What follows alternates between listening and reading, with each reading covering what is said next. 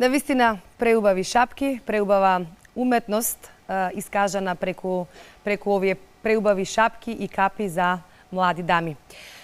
Повторно сме во уметноста и ова утро ќе разговараме со младиот актер Радо Алексовски.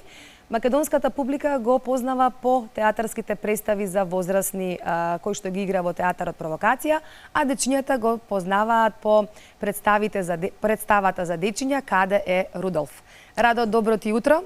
Добро секое утро, да, фала. Во утринската програма, јас ти благодарам, стана рано наутро и ти благодарам тоа што си гостин во нашата емисија.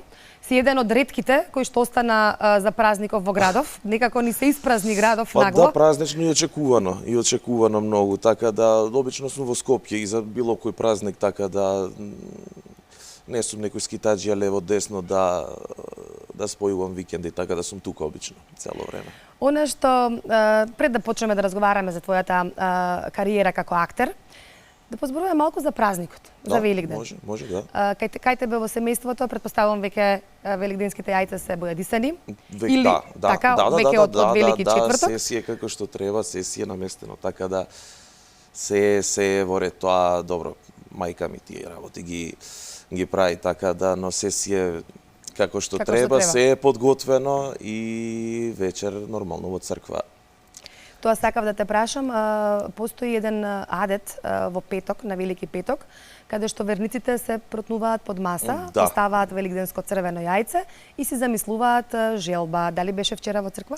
Не, обично секоја година одам ден пред, обично Велики петок. Вчера не отидов поради обврски, но вечер ќе отидам и секако утре ќе запалам свеќа, така да ќе се испочитуваат сите оние адети. Да, секако. А утрешниот ден, Великден, претпоставувам семејно, нели? Со семејството, фамилиарно, секако ручек и сите обичаи кои се прават тој ден, така да фамилиарно во кругот на семејството. Да почнеме сега со она што е поводот за твојот разговор тука. Ќе разговараме за твојата актерска кариера. Кажав во најавата дека македонската публика те познава по представите за возрастни на театар Провокација, а дечињата по Каде е Рудолф. Кој беше мотивот кај тебе да почнеш да се занимаваш со актерство? Дали имаше некој идол како дете? Идоли немам ни ден денеска. Како дете можеби, ама не се сеќавам. Се започна сега вака, интересно е да го споменам Димче Мешковски, кој скоро не напушти една грамада од глумец, еден од најголемите македонски актерски легенди. И се започна со него. Тој мислам дека е еден од оние луѓе кои ме заразија со тоа што се вика театар. Моите први чекори беа кај него, тој држеше школа за актерски игра преку општина Карпош. И се започна таму на некои мои 12 или 13 години со првата представа Волшамба.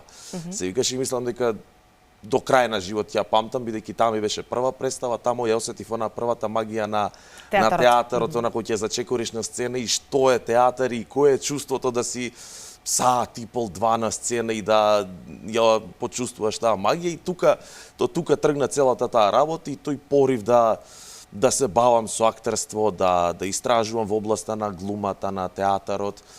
И така, потоа тргна... Посетуваше ли театарски представи како дете? Редовно, дури некои ми се смее, а како можеш вика една иста представа да гледаш по 4-5 пати. Тоа продолжи понатака на факултет кога ми се смеја колегите. После испити или после, не знам, било какви предавања, идев цело време во театар. Имавме со индекс, можеше да се влезе бесплатно на било која представа. Јас идев цело време. И колеги добро, аман, вика, кој ти овој пат, 7, 8, 9, 10, пак до колку вика ќе ја гледаш? Викам, зашто? Викам, тој секојат представа, викам, само учиш, викам. Така да и ден денеска обожавам да ги гледам колегиве во театар, да одам на дали премиера, дали прва реприза, втора, но пратам се, трудам да ги спратам буквално сите представи. Да. Театар Провокација, највеќе се занимавате со комедија. Во глобала се комедии, да. И се морам да кажам, доста посетени каде и да отидеме во Македонија. Има интерес за комедија, секогаш има интерес, бидејќи на народов му фали, потребно му е да се насмее. Да. Така да посетени се многу представите, доста се забавни, моментално ни е актуелна пациенти. една ненормалност, страшно добра комедија која морам да кажам дека толку добро ја разигравме последниот период, што веќе на сцена нит не мора да се подсетуваме на текст, туку вака тече, жива е представата. И така да друга представа е исто така колегите Роберт и Мијана што играат Разведиме. Таа представа сега моментално беше и на турнеја во Србија, таму сум па дел од техничката екипа која работи на светло, тон, музика, видеа кои се пуштаат, така да целата техничка поддршка на таа представа сум јас. Исто една извонредна представа, малку по друг вид на комедија, така да се работат во глобала комедии кои се доста интересни, бидејќи како што реков на народ малку му фали да се опушти. Многу е добро чувството, морам да напоменам, кога знаеш дека на некој си му го направил денот, дека си го насмеал дента, си му го разубедил. Може би од кај, знаеш, поминал стресен ден на работа или било што, и да знаеш дека ти си виновникот за тој саат и пол или два, некој што заборавил на проблемите и дошол кај тебе на представи и се насмеал вечерта. Истото и за детските представи важи. Истото е буквално кога знаеш дека радуваш толку дечиња кога ќе отидеш дали во градинки или во било што кога ќе одиграш представа, е барем за мене едно од поубавите работи кои ме прават среќен што се бавам со оваа професија.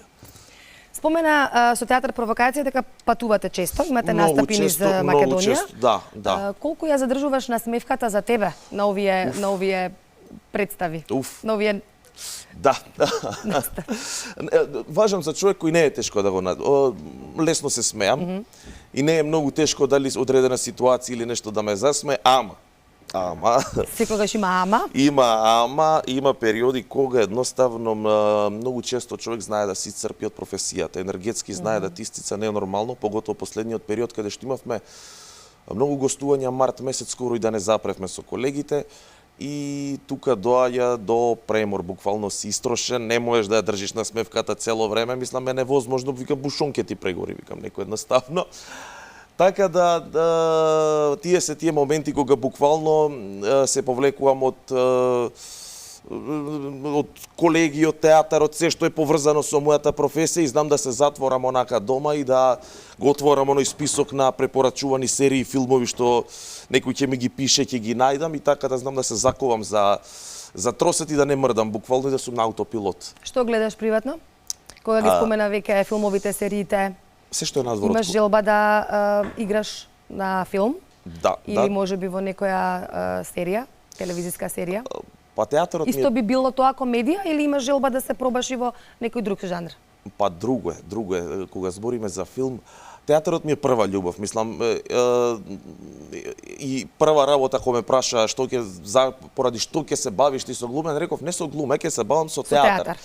Да, така да било режија, драматургија, се што е буквално секоја точка од театарот ме интересира. Се гледа со голема жар зборуваш. Да, сега кога со емоции, кога зборуваш за театарот. Да, кога станува збор за филмот, тоа е нешто друго. Би сакал филмот, па ми е некој друг предизвик и кога би играл на филм, би играл некоја мистична улога, некој трилер, некој надреализам, како не знам Црна свадба, имаш една серија во соседна Србија или Калкански кругови, не знам дали ги имаш погледнато, така да тоа се некои такви серии кои гледам дека теми кои почнуваат полека да се разработуваат и на филмското платно и на телевизиските екрани, така да тоа се некои тие теми што ме провоцираат, мистика, трилер и моментално и тоа и гледам. Покрај комедијата. Да, и Стивен Кинг доста ми е интересен онака како, мислам и романите негови, а и филмовите у последно време доста му ги пратам, така да. Со театар Провокација бевте и настапувавте надвор од Македонија. Да. Колку јазикот е пречка или не е пречка за да луѓето ја разберат твојата шега? Предпоставувам тамо се на македонски јазик, нели си ги кажувате? Па да, колегите играа на македонски со тоа што имаше тител одеше. Не, на балкански земји не е многу тешко да те разберат, од смисла што наши сме, тие сме, тоа е тој XU простор што во глобала шегите ни се тие, некои нијанси може да се разликуваат само, а шегите се или сите фори. Каде публиката најмногу се смее? Па ево од овие балкански простори. То знам каде се. Секоја публика е различна. Секоја публика, не знам. Имало негде кај што сме очекувале сега, знаеш, тука има да биде, па различно е. Не знам, не би можел да одвојам секаде буквално е различно. Што Радо, знам? работиш и со млади актери, Да, имаш да. школа за актерство. Јас и една моја колешка, да. заедно со колешката, може да кажеш нешто околу тоа и колку хуморот тебе ти помага кога работиш со овие млади, ми кажа тинејџери, идни актери, големи актери, да. Има многу капацитет, дури ја некогаш се фрапирам и колку ние се талентирани чудоневиден. децата, да, нели? па и како нација сме ние доста, мислам, македонците сме си такви. Сите сме си за некој одреден дел од уметноста, во себе си го гаеме и си го негуваме, така да има доста од младиве пошто е студио за мюзикли. Моментално морам да напоменам, ете малата Сирена работиме и има деца кои се заменидни звезди, значи гениалци се, гениалци. Има тоа се во глобала повеќето се тинејџери. И ми е доста интересно што колку и некогаш да сум, денот да ми е и напорен, и трче од вамо, трче од едно место, трче на друго. И кога ќе дојдам со нив на проба, као наново ти се враќа енергијата. Те рестартираат буквално. Кога ќе ги видиш, чекај за ова да ти кажам, чекај за ова, и те рестартираат буквално. И имаш нов порив, добиваш и затоа викам со нив не е тешко да останеш насмеан и да и ми рече хуморот колку помага. Да. Гледам и со нив постојано да работиме во една опуштена атмосфера. Се постапувам баш другарски. Баш ја кога да сум тинејџер со нив. Се ставам на нивна возраст, на тоа некој ниво разговараме. Нема некоја надменост тука и чекајте јас да ви кажам вака е тоа, вака е ова. Не. Тотално опуштено и мислам дека таков однос треба да се применува во сите гранки на педагогијата дури. Тоа е веќе еден вид и педагогија. Да, за да има успех, така. За да има успех, да. Пишуваш шеги, имаш и твој стендап, нели? Да, тоа е неодамна. Што те инспирира за да напишеш некоја шега? И тешко ли е? Колку време ти е потребно да смислиш да напишеш така, некоја смешка, да кажеме? Па во какво обкружение живееме, не е многу тешко да најдеш инспирација. Не можеш да седнеш и да си речеш сега ќе пишувам стендап. Ќе пишувам, да, така е. Кај мене тоа обично, ја да ни знаев дека ќе пишувам стендап. Ја не ни знаев дека сум го напишал стендапот, дур не ме освести еден стендап настап, кој го одгледав кај една колешка моја. Јас година и пол уствари од се што ќе ме испровоцира, од се нешто ќе го искоментирам уз шала, тоа знае да седнеш у кафана, знае да се деси, да седиш и да направиш цел стендап, а да не си свесен за тоа. Едно време почнав, правев забелешки де за ова, де за она, де вака, де така, и сваќам дека има материјал за некоја монодрама која може да биде комедија. Тоа година и пол беа собирања, го направив, го склопив и благодарение морам да ги споменам продукција Златен Заб, Марија и Владо, кои остварив некој контакт со нив и ми рекоа, па добро, зашто вика не се обидеш, вика да направиш стендап настап ако имаш материјал. А викам ки извадам од нешто од монодрамата, вака така и добар настап излезе, така што се надевам дека ќе продолжи. Тоа ми беше како предизвик еден сам како актер да се пробам пред вакво, пошто сум таков малце адреналински лик, сакам да пробувам нов и нов предизвик понатака и беше доста возбудливо и доста интересно. Сега на овие стендап настапи, ме интересира што ти е тебе важно? Дали ти е важно колку често публиката се смее, фреквенцијата на смеење? Така. Некаде прочитав дека професионален комичар од 10 до 13 секунди потребно е да ја насмее публиката. Дали ти е тоа важно, фреквенцијата, или ти е важно пораката што ја пренесуваш преку тие стендап настапи? Така, па се сум во ова со стендапот, ама мое мислење, колку што барем имам искуство во комедијата, е тоа дека барем јас лично не одам на тоа по секоја цена и дебек мора да насмеам некој. Одам со тоа што прво е за мене важно да го искажам јас, а тоа дали некој ќе се насме или не, тоа е веќе индивидуална работа и работа на не знам, ако на некој може, ја обожавам глупи вицови. Мене глупиот хумор ми е најсмешан. Има некој дури како може вика ова да ти е смешно. Вика на колешка се смеки и каже ти не си нормален, вика се смееш, вика но мене ми е пример смешно. Истото и со публиката, ако за мене нешто е смешно не мора значи дека е за нив. А тоа дека дали мора на 10 или 13 секунди да има смеење, не знам, за мене не е некое правило, да. Но би било убаво да се... Имаш многу убава енергија, на вистина, и кога зборуваш, смешно зборуваш. Еве, додека ми зборуваш, не се смеам. Така, па добро. Значи, зрачиш убаво и треба да продолжиш да се занимаваш со, еве, вака. Ти благодарам, ми значи ова, како и да е секој комплимент од секој ми значи, така да, фала ти. Театар провокација, ќе ни кажеш ли што работи во моментов, кои представи ви се во моментов на репертоар и дали нешто подготвувате ново за публиката? Вака, на репертоар се доста представи. Како што реков, разведиме, таа е моментално најуиграна представа, како што реков, играат Роберт и Миријан Ристо и колегите, им упатувам поздрав доколку ме гледаат. Поздрав голем. Таа, значи, разведиме, ожениме, тие две се како се бават со тема развод и брак, Пациенти во која играм јас, како што реков, урнебесна комедија и моментално ни е исто доста уиграна.